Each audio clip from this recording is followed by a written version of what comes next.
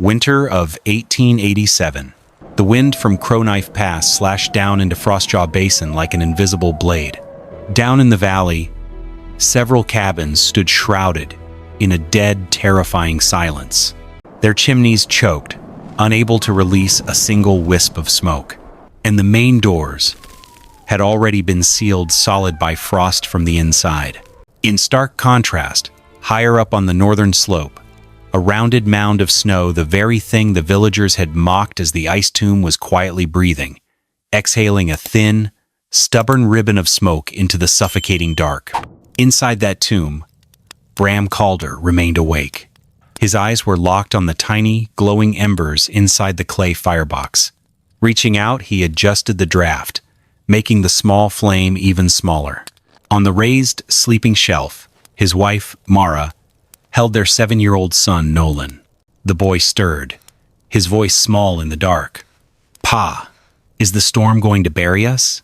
"No," Bram answered, his voice low and thick with calm. "The wind is just out there looking for a fight. We aren't giving it one. Go to sleep." Nolan closed his eyes, burying himself deeper into the warm fur of Tova, their Alaskan Malamute. The dog's breath was a gentle, almost invisible mist, not the frantic, thick white clouds of freezing distress. Outside the snow wall, the mercury in the thermometer hanging from a cedar post bottomed out at -58 degrees Fahrenheit. Nature was delivering its silent judgment, and, ironically, the place they called an ice tomb was the only thing left breathing. 3 months earlier, Frostjaw Basin had been busy preparing for another northern winter. Fresh pine logs disappeared beneath rising cabin walls. Wood piles grew taller every afternoon. Loose shingles were nailed down before the first heavy snow could arrive. Instead of joining the others, Bram Calder guided a sled toward the empty northern slope. Tova leaned into the harness, dragging bundles of rawhide across wind-packed snow, while Mara walked beside Nolan through the bitter cold. Sheriff Abel Rook watched the family climb higher and finally called after them. "Planning to build a shed?" Bram stopped long enough to answer. "A home." The reply earned puzzled looks. Reverend Silas Morrow studied the open hillside, then shifted his eyes toward Mara. "No wife or child belongs inside a hole cut into snow," he said quietly. "That's not a home. That's an ice tomb." A few settlers laughed. Mara heard every word. She simply pulled Nolan's scarf a little tighter and continued walking beside her husband as Bram knelt and pressed an elk bone probe into the frozen snow without another word. The decision had not come from stubbornness. Years earlier, Bram had traveled with a winter survey crew across northern Montana, where cold exposed mistakes long before spring ever could. One abandoned cabin still stood with every wall intact, yet 3 men had died inside after a hard wind forced smoke back through the chimney. Fire had never touched the logs. During that same season, the very same aging trapper, Old Nels Arvik, had survived the cold by digging his living space lower than the entrance and sleeping on a raised platform above the settled air. Bram never claimed to understand every northern tradition, but those lessons never left him. Cold always searched for the lowest place. Warm air climbed if nothing disturbed it. A roaring fire often solved one problem while quietly creating another. Jonas Pike, the settlement's most respected cabin builder, folded his arms as Bram marked the first snow blocks. A proper wall should still be standing after spring. Bram looked across the frozen basin before answering. "I only need mine to stand through February." Bram ignored the smooth drifts that had collected beside the cabins. They looked clean, bright, and easy to cut, but he walked past every one of them. Crowknife Pass was where he stopped. The wind had hammered the snow there for weeks, packing it into something neither soft nor solid. Old Nell's elk bone probe disappeared too easily through one drift. Bram moved on. Another patch felt like stone, sending the tip back against his palm. That one was useless too. Only after several more tests did he find what he wanted. The probe entered with steady resistance. When his old hay knife sliced into the block, a dry, whispering sound followed the blade. Nolan frowned. Why not use the softer snow? Bram lifted the finished block onto the sled. Soft snow looks strong, he said. It isn't. Harlan Creed, the owner of Frostjaw Basin's small sawmill, laughed from the trail below. Now he's listening to snow. Next he'll ask the dead how to build a house. Bram never looked up. Tova remained perfectly still, nose raised into the wind, while another block of what Bram quietly called winter's white timber slid onto the sled. However, when the actual work began, the first blocks came from the very ground where Bram intended to build. Each cut served two purposes. It supplied material for the walls, while slowly lowering the floor that would eventually become the cold sump. Everything went well until his blade reached a patch beside an old willow clump. The surface looked firm. The layer beneath was not.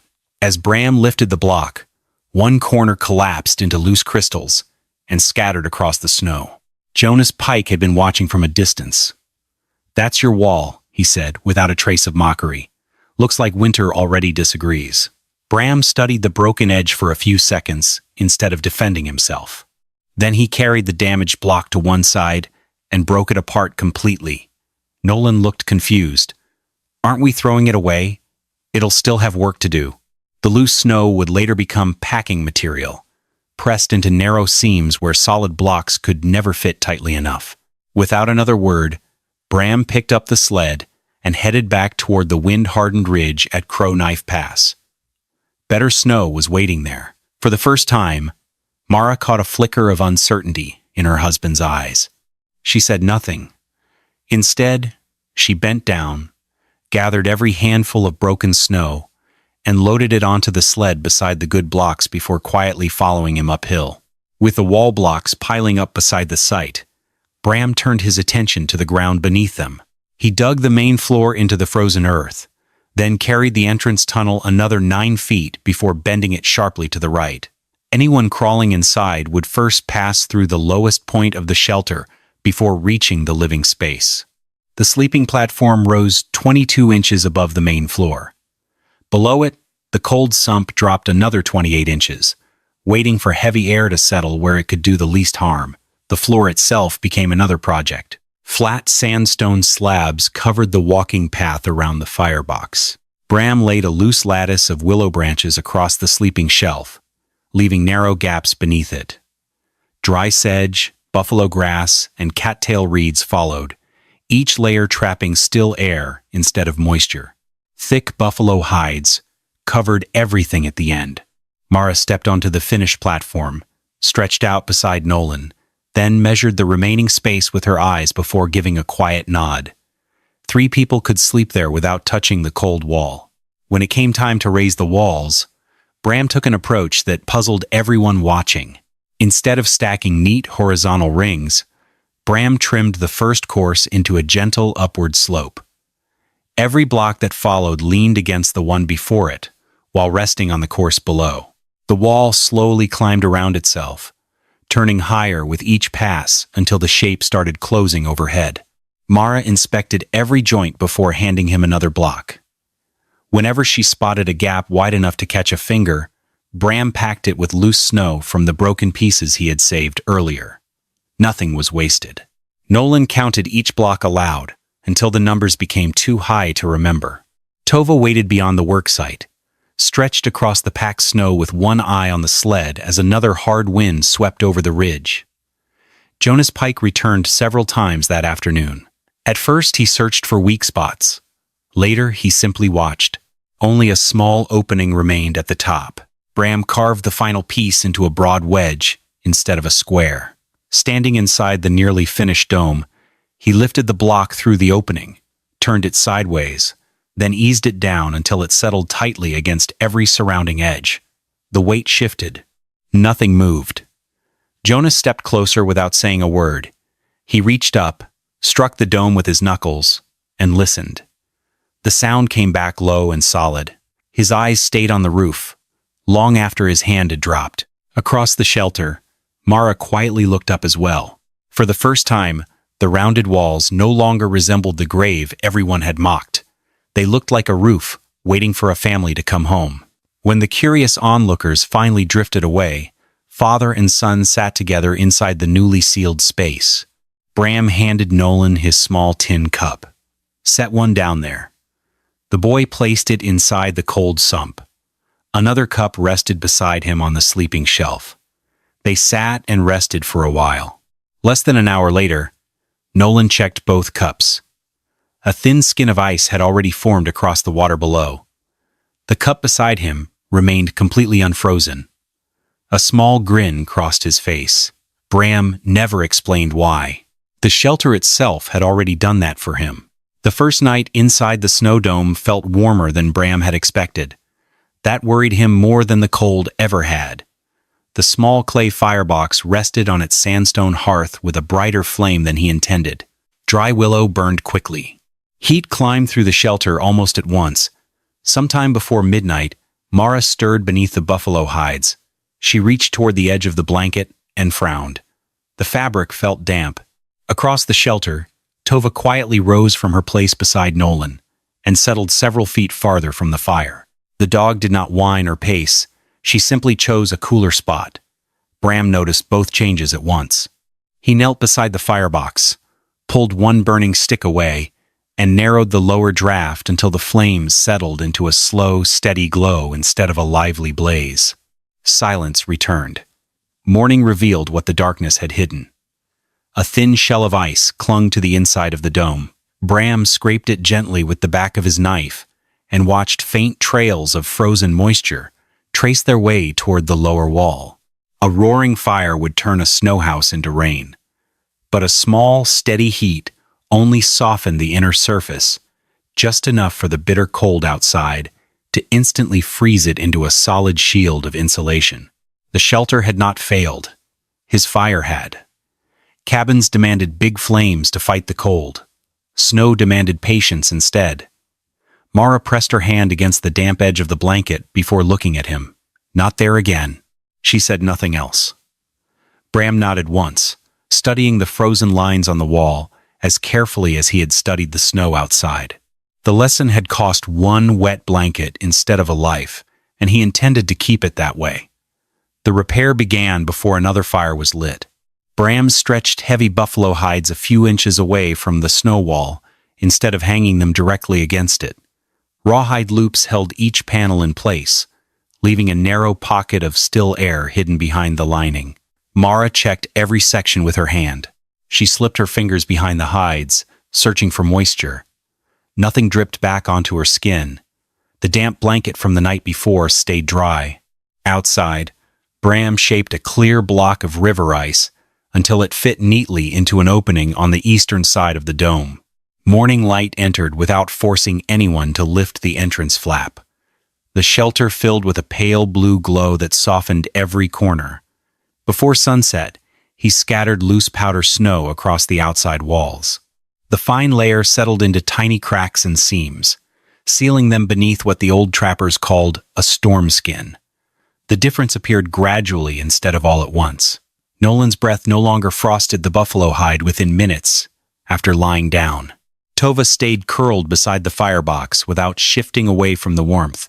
Even the air felt quieter, as though it had finally found where it belonged. Nolan reached toward the blue light spilling through the ice lens and watched it dance across the curved ceiling. It looks like the river. Mara smiled without answering. Her eyes lingered on her son longer than the light itself. For the first time since they had climbed onto the northern slope, the future seemed just a little closer than the coming winter. Several days later, word had spread across Frostjaw Basin. Work slowed as settlers drifted toward the northern slope, curious to see the strange snow shelter that refused to collapse. Reverend Silas Morrow stood near the entrance, studying the rounded dome before speaking loud enough for everyone to hear. People were never meant to bury themselves before winter has the chance. A few heads nodded. Harlan Creed folded his arms. Truth is, Bram's already done winter's work for it. Built his own ice tomb. Laughter rolled through the crowd. Mrs. Elspeth Rowe, a young mother whose family lived near the South Creek, looked past Bram and fixed her eyes on Mara. A little boy needs a timber roof over his head, not a fox den. Tobias Wren, a proud rancher known for his fine red log cabin, stepped forward. A grown white man doesn't crawl through a snow tunnel to sleep. Bram never answered any of them. He simply crouched beside the entrance and trimmed another thin shaving from the tunnel wall, making the passage just wide enough to crawl through without disturbing the lower air pocket. Behind Mara, Nolan lowered his head as someone quietly muttered, "There's the little ice boy." He edged closer to his mother. After the crowd finally wandered away, Nolan looked up at Bram. "Pa, is it really a tomb?" Bram brushed loose snow from his gloves before meeting the boy's eyes. "Not if we keep learning." The first hard cold arrived before sunrise. By afternoon, the thermometer had fallen past -31 degrees Fahrenheit, and the north wind began pressing against every chimney in Frostjaw Basin. Inside the row cabin, the fire burned hot. The smoke did not leave. It rolled back through the stovepipe instead, spreading across the ceiling before sinking lower with every passing minute. Little Emily Rowe doubled over, coughing until her face turned pale beneath the soot. Tears streamed from her burning eyes. Elspeth threw open the door, but the fresh air outside only drove more smoke back inside. Sheriff Abel Rook carried the child from one cabin to another, searching for clean air. Every fire was burning harder. Every chimney fought the same wind. At last he climbed the northern slope and stopped before the low entrance Bram had carved into the snow. His fist struck the tunnel wall. Once. Bram pulled back the hide flap without a word. Mara spread another buffalo hide across the sleeping shelf, as Abel gently laid the coughing girl beside Nolan.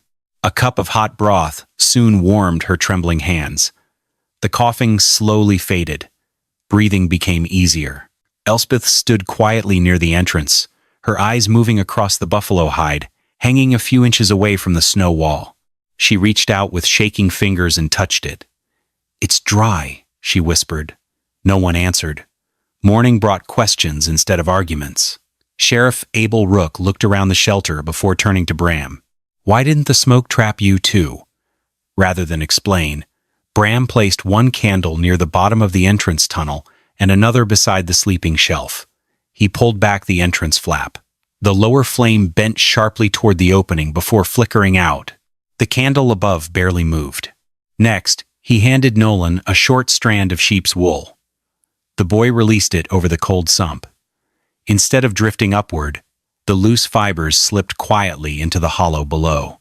Jonas Pike watched every movement without interrupting. Only then did Bram speak. "The cold wants the lowest place." He glanced toward the hollow beneath the platform. "Give it one." No one argued.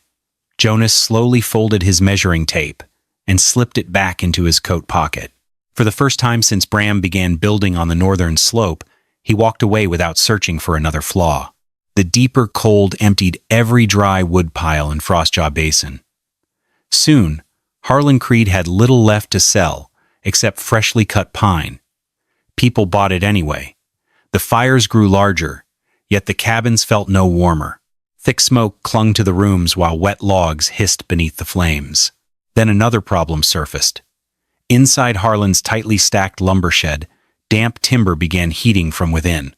Thin ribbons of smoke escaped between the boards. Snow buried the outside, but a dull red glow still pulsed deep inside the pile.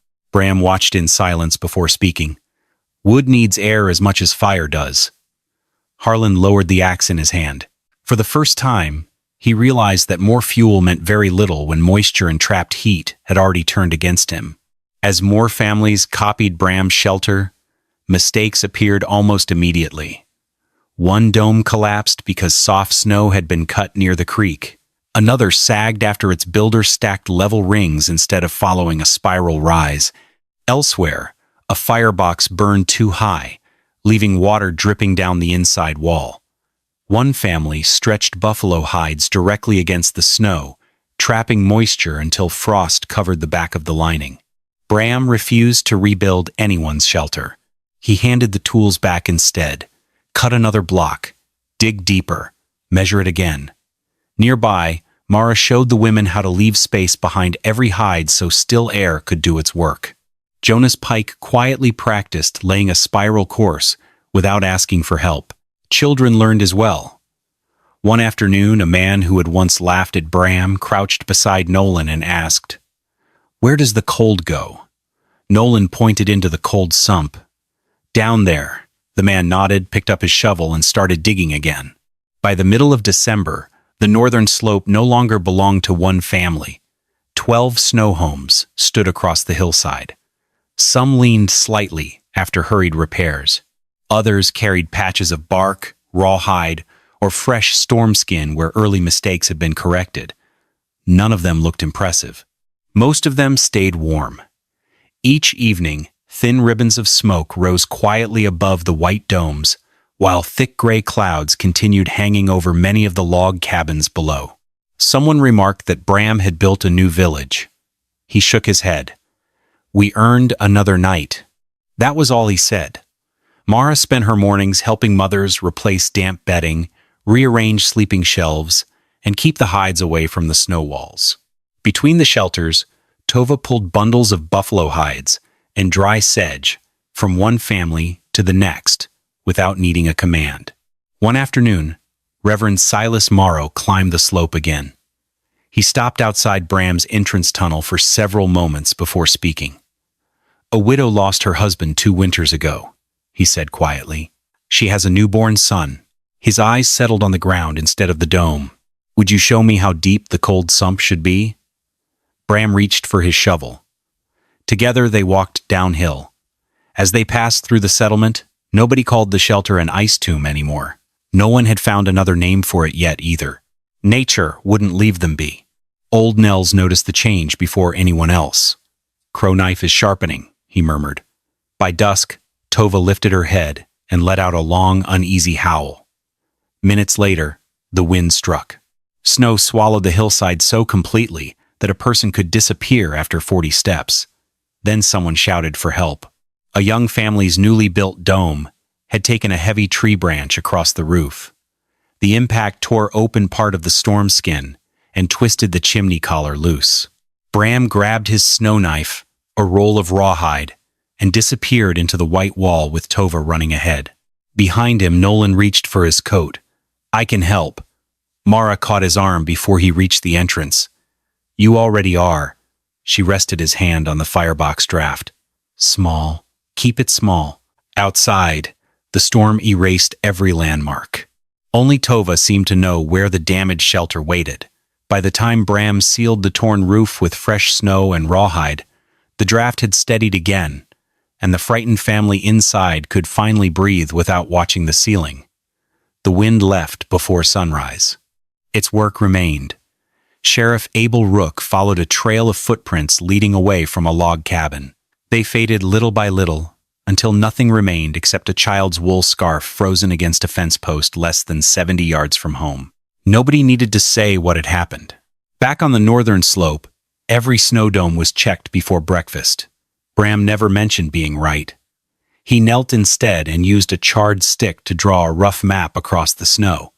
One mark for each shelter, another for every cabin. A small circle, wherever children were sleeping. Mara quietly added names beside the circles, while volunteers prepared to visit every home before nightfall. Nolan studied the map for a long moment. Why do the children come first? Bram looked across the silent basin before answering. Because grown men usually get more chances to be foolish. No one argued. Nature had already finished the discussion. A meeting was called that evening inside Tobias Wren's red-painted cabin. Every bench was filled. The stove burned hard enough to make the iron glow, yet the room still carried the sharp smell of smoke trapped beneath the rafters. Tobias stood first. "We crossed a continent to build homes," he said. "Now grown men are crawling into snow holes like animals. If that's progress, winter has already beaten us." Several people lowered their eyes. Jonas Pike finally answered, "It isn't the shape of the shelter that's keeping families alive." Tobias cut him off. "A man who can't build a real wall shouldn't be teaching other men how to live." Every face turned toward Bram. He remained seated. Before he could reply, Mara slowly rose. She never raised her voice. Instead, she looked directly at Tobias. When the smoke drops to the floor, she paused. Where will your daughter sleep? The question stayed in the room long after the words ended. No one reached for an answer. Even the fire seemed quieter. Reverend Morrow looked toward the blackened stovepipe. Sheriff Abel Rook stared at the frost gathering around the window frame. Tobias opened his mouth once, then closed it again. Across the room, Bram watched Mara settle back onto the bench beside him. Until that moment, he had believed she trusted him because she trusted her husband. Now he understood something deeper. She trusted the measurements. She trusted the lessons the winter had already written across the basin. By the end of January, survival depended on far more than warm walls. Game had grown scarce. Flour sacks felt lighter each week. Even the careful families could no longer spare dry firewood. That was when Bram began treating the snow settlement as a living system instead of a collection of shelters. Every morning started the same way. The dirty snow around each entrance was scraped away and replaced with clean powder, allowing more light through the tunnel while keeping odors from building inside. Waste was carried well beyond the last dome, before fresh snow covered the paths again. Old Nels showed the younger men where dry sedge still hid beneath frozen marsh grass. New bedding replaced damp layers before they had time to freeze. Near the low smoke vents, thin strips of rabbit and venison hung above slow fires, drying gradually instead of cooking. Tova and the other dogs became part of the routine as well. They followed fresh coyote tracks, found frozen carcasses buried beneath drifting snow, and hauled small bundles back to camp on light sleds. The settlement changed without anyone announcing it. People stopped asking how to build a snow home. They started asking how to keep one healthy. One afternoon, a shaft of pale blue light slipped through an ice lens and danced across the curved ceiling, while a small child laughed beneath it. Nobody called the sound hope. No one needed to. The cold reached its final measure that night. Outside the entrance, the thermometer settled at -58 degrees Fahrenheit. Crow Knife Pass no longer howled across the basin. The air had become so bitter that even the wind seemed to surrender its voice. Frostjaw Basin lay beneath a silence that felt heavier than any storm. Inside the dome, Bram fed the firebox only 2 willow sticks no thicker than his wrist. Beside them, a small tallow lamp burned with a quiet yellow flame, nothing more. Too much heat would become another enemy. The floor remained bitterly cold. The cold sump held air that seemed almost alive in its hunger. Yet the raised sleeping shelf stayed between 35 and 37 degrees, never comfortable, never safe by ordinary standards, but warm enough to keep life from slipping away. Mara slept with Nolan, between herself and Tova. The dog's thick coat covered one of the boy's small hands. Bram did not sleep. Every few minutes he listened. The dome answered with faint creaks as the snow settled beneath the weight of another freezing hour. The king block held. The storm skin hardened. No water formed beneath the buffalo hides. No smoke drifted back into the shelter. The system simply kept doing exactly what it had been built to do. Near dawn, Nolan turned in his sleep. His fingers remained tucked beneath Tova's warm fur. Bram watched that small hand for several seconds. Then he quietly looked away. There would be time to feel something after winter finished passing judgment. Tonight, the only thing that mattered was making sure the next breath came as easily as the last. Morning arrived without color. Sheriff Abel Rook started his rounds before the sun climbed above the eastern ridge. Cabin after cabin told the same story. Black, soot-stained ceilings where smoke had refused to leave. Several doors had frozen shut after moisture turned to ice around their frames. People inside answered slowly, their voices thin with exhaustion. The northern slope looked different. One by one, low entrance tunnels opened. Men crawled out first, brushing loose snow from their coats. Mothers followed with bundled children close against their chests. Thin columns of smoke continued rising from the snow homes, quiet and steady. Nobody cheered. Surviving a night like that left little strength for celebration. The last figure to appear came from the southern trail. Tobias Wren walked uphill, carrying his daughter beneath a wool blanket. Smoke had darkened his face, and the pride that once filled his voice had disappeared somewhere during the night. He stopped in front of Bram's shelter. Neither man spoke. Tobias simply looked toward the narrow entrance. Bram stepped forward, knelt beside the tunnel, and widened the opening with 2 careful cuts of his snow knife before pulling back the buffalo hide flap. That was invitation enough. Mara welcomed the little girl onto the sleeping shelf and wrapped another warm hide around her shoulders. Nolan quietly shifted closer to Tova, making room without being asked. No apology was offered. None was expected. Outside, the basin stood silent beneath another pale morning, and every person watching understood that winter had already delivered its verdict. March arrived one slow afternoon at a time. The storm skins softened beneath the sun. Water began dripping from the entrance tunnels. The clear river ice lenses that had filled each shelter with blue winter light cracked quietly before melting back into ordinary water. One by one, the snow homes started returning to the earth. No one tried to save them. No one tore them down, either. Families simply walked around the settling domes with the quiet respect usually reserved for old graves or weathered churches. They understood those walls had never been meant to last beyond winter. Bram watched the roof of his own shelter sink a few inches and showed no disappointment. Nearby, Mara carefully removed the buffalo hides, folded every dry piece, and stacked them for another season. Nolan wandered to the center of the dome and picked up the softened king block before it disappeared into slush. "Did our house die?" he asked. Bram smiled faintly. No. He rested a hand on the melting wall. It finished its work. Across Frostjaw Basin, the lesson continued in other forms. Jonas Pike stopped building tall log cabins on exposed ground.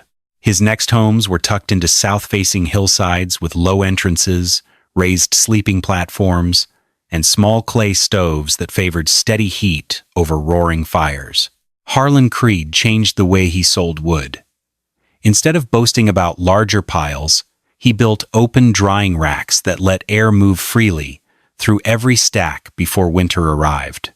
The following Sunday, Reverend Silas Morrow spoke about endurance, wisdom, and humility. For the first time, he never once called the snow shelters ice tombs. No one in the congregation did, either. By then, everyone understood that the true shelter had never been snow alone. It had always been the knowledge hidden inside it. Spring settled gently over Frostjaw Basin. Grass returned where drifts had once buried the earth, and the sound of running water slowly replaced the long silence of winter. Children wandered farther from the cabins each day, no longer measuring every step against the cold. One evening, Sheriff Abel Rook found Bram repairing a harness beside the shed. "The settlement wants someone to lead," he said. "They're asking for you." Bram kept working. After a moment, he shook his head. "They don't need another leader." Abel waited. "I only noticed the wind a little sooner than everyone else." Nothing more was said.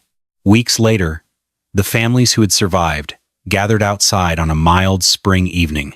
Small clay stoves burned with quiet flames, while supper simmered in black iron pots. Conversation came easily now. Children laughed. Tova slept beside Nolan, one ear lifting now and then before settling again. Someone across the circle finally asked the question that had lingered since winter. "What do you call the thing you built?" The answer did not come right away. Bram looked toward Mara. She was watching Nolan carve little blocks from a scrap of willow, stacking them into a tiny spiral dome while Tova rested beside him. His eyes stayed there for a long moment. Then he spoke. "A borrowed winter." The words puzzled a few people at first. Bram smiled faintly. "You never defeat winter." He reached down and turned one of Nolan's wooden blocks with a fingertip. "You only borrow enough warmth to make it to spring." No one argued. There was nothing left to prove. The snow homes had vanished. The measurements remained. The lessons remained. Families carried them into every new house they built, whether the walls were snow, earth, or timber. Long after the last dome had melted away, the wind still crossed Crow Knife Pass exactly as it always had. The difference was that, now, someone knew how to listen before it spoke. nature had never lost. It had simply allowed those willing to learn to pass through another winter alive.